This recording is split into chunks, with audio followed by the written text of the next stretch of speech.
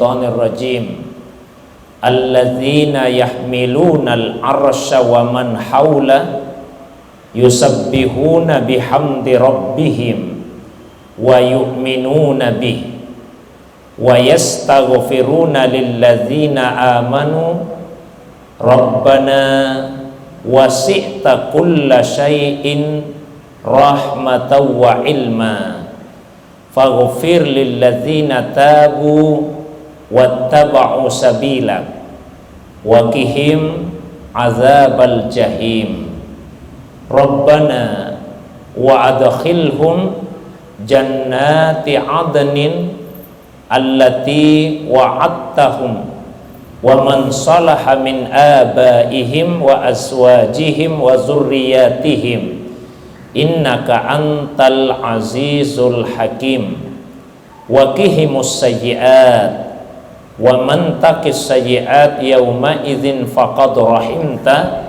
wa dzalika huwal fawzul azim, yang artinya, dan mereka yang memikul aras dan yang ada di sekelilingnya senantiasa bertasbih dengan memuji Tuhan mereka dan senantiasa beriman kepadanya, dan mereka meminta pengampunan untuk orang-orang yang beriman dengan berkata, Tuhan kami, sesungguhnya Engkau meliputi segala sesuatu dengan rahmat dan ilmu, maka ampunilah orang-orang yang tulus bertaubat dan sungguh-sungguh mengikuti jalan-Mu, dan peliharalah mereka dari azab neraka jahim.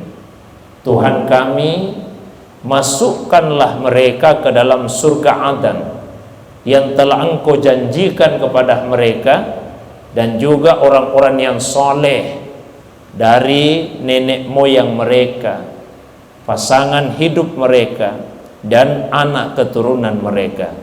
Sesungguhnya Engkau maha perkasa dan maha bijaksana. Dan peliharalah mereka dari keburukan-keburukan, dan orang yang Engkau pelihara dari keburukan-keburukan pada hari itu, maka sungguh benar-benar Engkau telah merahmatinya, dan itulah keberuntungan yang sangat agung.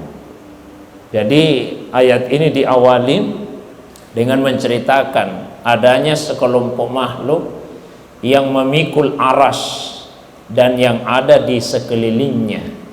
Tidak disebutkan siapa yang dimaksud, tapi dengan memperhatikan ayat-ayat yang lain dapat disimpulkan bahwa dimaksud adalah para malaikat, karena para malaikatlah yang ditugaskan oleh Allah Subhanahu wa taala untuk memikul aras atau singgasana Allah Subhanahu wa taala. Nah, para malaikat yang memikul arasnya Allah senantiasa bertasbih dengan memuji Tuhan dan sungguh-sungguh beriman kepadanya. Kemudian mereka juga meminta pengampunan untuk orang-orang yang beriman. Jadi malaikat itu berdoa untuk orang-orang yang beriman. Dari situ sebagian ulama kita menyimpulkan bahwa semakin bersih dan suci hati seseorang, maka semakin banyak pula orang yang ia doakan. Maka dalam berdoa semestinya kita tidak hanya sekedar berdoa untuk diri sendiri saja, tapi bagaimana supaya dalam doa tersebut kita juga mendoakan saudara-saudara kita. Telah pernah kita membahas misalnya satu doa yang berbunyi, Rabbana ghfir lana wa li ikhwanina alladzina sabaquna bil iman. Tuhan kami, ampuni dosa-dosa kami, dan ampuni juga dosanya saudara-saudara kami yang lebih dulu beriman. Inilah yang dicontohkan oleh para malaikat yang memikul aras. Mereka berdoa meminta pengampunan untuk orang-orang yang beriman. Meskipun ini adalah doa dari para malaikat, tapi doa ini sangatlah tepat dan bagus untuk kita teladani dan kita baca dalam kehidupan keseharian kita. bagaimana supaya kita senantiasa mendoakan saudara-saudara kita sesama orang yang beriman. Apa isi doa malaikat tersebut? Yang pertama, malaikat berkata, Tuhan kami, sesungguhnya Engkau meliputi segala sesuatu dengan rahmat dan ilmu. Ya, ada dua yang disebut dalam ayat ini, dalam doa ini, rahmat dan ilmu. Rahmat disebut lebih dahulu setelah ilmu. Dengan rahmatlah Allah Subhanahu wa ta'ala memberikan anugerah kepada makhluk, dan dengan ilmu Allah memberi anugerah itu sesuai dengan yang dibutuhkan oleh makhluk tersebut. Dan Allah memberikan kepada siapa yang Allah Subhanahu wa ta'ala nilai pantas untuk menerima anugerah tersebut. Jadi rahmat dulu, kemudian setelah itu ilmu. Lalu kemudian malaikat melanjutkan, ampunilah dosanya dua orang. Satu, tabu, yang sungguh-sungguh, yang tulus dalam bertaubat. Taubat artinya kembali. Seseorang yang tadinya jauh dari Allah disebabkan oleh kemaksiatan dan kedurhakaan yang ia lakukan, ketika ia telah sadar bahwa dia telah jauh dari Allah, lalu kemudian ingin mendekat dengan Allah SWT, maka ia mesti kembali kepada ketaatan. Kembalinya orang yang durhaka dan maksiat dari kedurhakaan tersebut kepada ketaatan, itulah yang disebut dengan taubat. Taubat itu mesti dilakukan secara tulus, dengan menghentikan segala macam dosa, lalu kemudian menyesali dosa yang telah dilakukan tersebut, lalu bertekad dengan tekad yang sangat kuat tidak akan lagi mengulangi dosa itu. Nah, yang pertama. Yang kedua, yang didoakan oleh malaikat untuk mendapatkan pengampunan, wattaba'u sabila, yang sungguh-sungguh mengikuti jalannya Allah. Jadi tidak hanya sekedar mengikuti saja. Kalau mengikuti itu bahasa Arabnya tabi'u. Dalam ayat ini disebut wattaba'u, artinya ada kesungguhan dalam mengikuti jalan-jalan Allah Subhanahu wa ta'ala. Lalu kemudian doa malaikat yang berikutnya, waqihim azabal jahim, peliharalah orang yang bertaubat dan orang yang sungguh-sungguh mengikuti jalanmu itu ya Allah dari azab neraka jahim. Nah, setelah meminta agar orang-orang yang beriman ya, diampuni dosanya, lalu kemudian dipelihara dari siksa neraka, malaikat selanjutnya melanjutkan doanya, Rabbana wa adkhilhum jannati adan, Tuhan kami, masukkan mereka ke dalam surga Adan. Sebetulnya ketika sudah meminta kepada Allah agar dipelihara dari siksa neraka, maka secara otomatis tentu akan masuk ke dalam surga. Karena di hari kemudian hanya ada dua tempat saja yang permanen, yaitu neraka atau surga.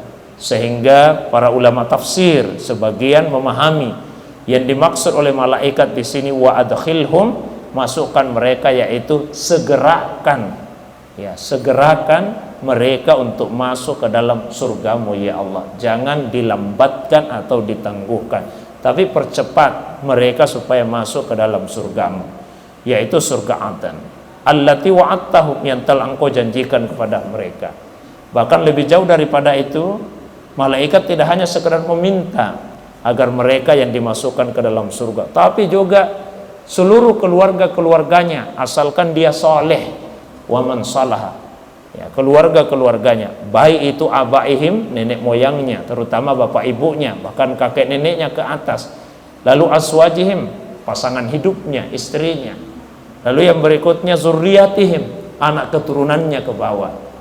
Ini termasuk salah satu cara Allah untuk menyempurnakan nikmat yang diberikan kepada penghuni surga, yaitu dikumpulkan satu tempat di dalam surga kelak.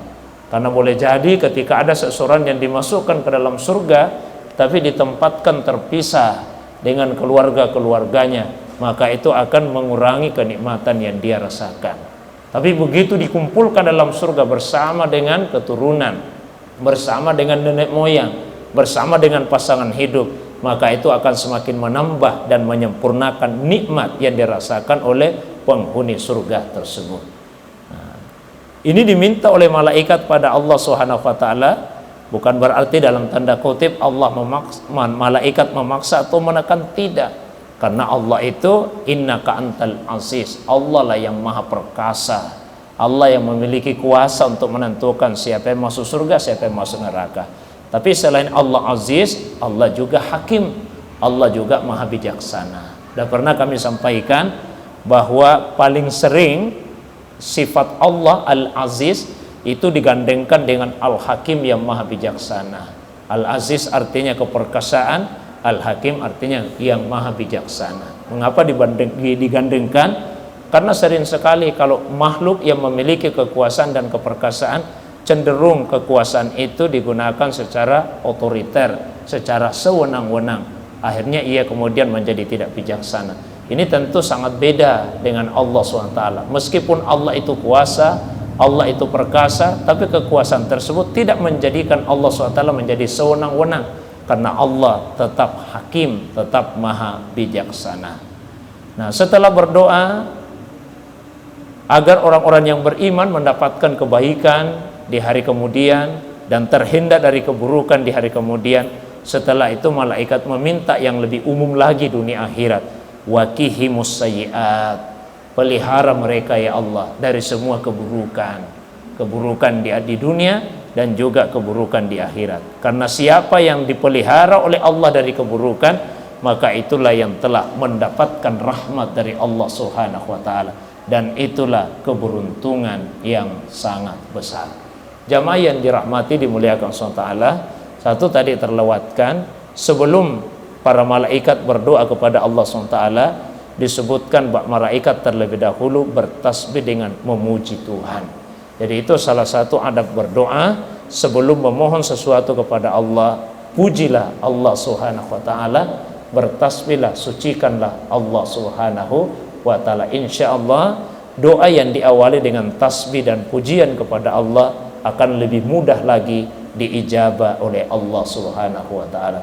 Mudah-mudahan kita bisa mencontoh dan meneladani doa dari para malaikat pemikul aras yang menunjukkan kesucian diri mereka.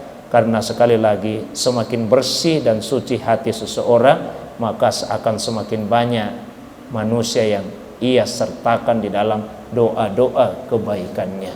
Mudah-mudahan ada manfaatnya bagi kita semua. Sebagaimana biasa, saya berikan waktu yang lebih lapang kalau ada hal-hal yang ingin ditanyakan, didiskusikan lebih lanjut, baik yang berkaitan dengan isi dan kandungan ayat tadi maupun masalah agama yang lain di luar dari apa yang saya sampaikan. Saya persilakan kepada Bapak Ibu.